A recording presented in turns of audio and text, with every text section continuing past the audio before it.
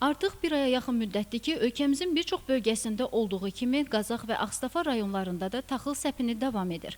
Səpin prosesinə Agroservis ASC-nin texnikaları ilə birlikdə yerli sakinlərə məxsus texnikalar da cəlb edilib.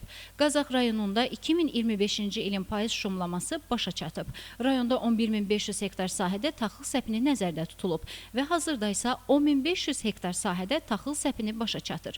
Ağstafa rayonunda da əkin prosesi davam edir. Rayonda 2025-ci ilin payız şumlaması başa çatıb.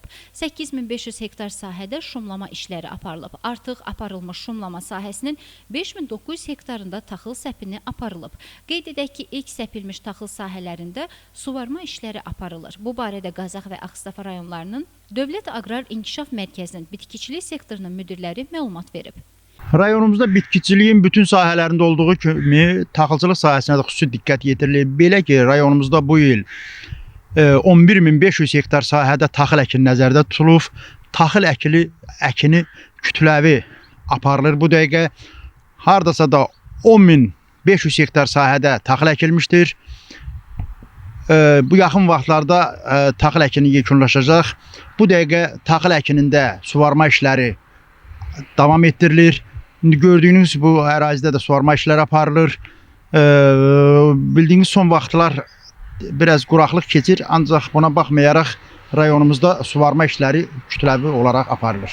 Rayonumuzda yetərincə taxıl əkini aparmaq üçün yetərincə texnikalar var. Artıq bir neçə vaxtdır ki, rayonda səpin işləri aparılır.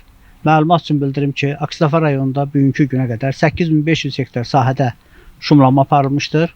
Bunun 5900 hektarında taxıl səpini aparılmışdır. Bugünkü günə qədər nə texnika cəhətdən, nə də gübrə cəhətdən rayonda bir problem yaşanmamışdır.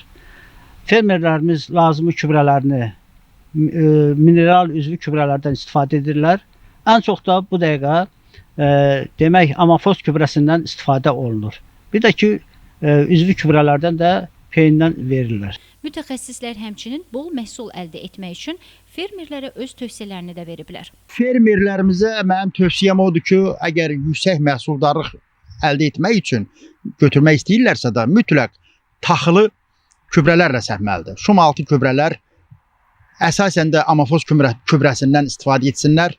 Bundan başqa sertifikatlı toxumlardan istifadə etsinlər. Aqrotexniki qaydalara düzgün əməl etsinlər. Onda fermerlərimiz həmin sahələrdən yüksək məhsuldarlıq götürəcəklər. Fermerlərə tövsiyəmiz budur ki, səpin aparılandan bir müddət sonra məhsuldarlığı bol olmaqdan ötürü mütləq səpindən sonra suvarılmalıdır. Kamran Əskiparalı, Sənan İsmailov, Sona Boynina bugün informasiya proqramı üçün.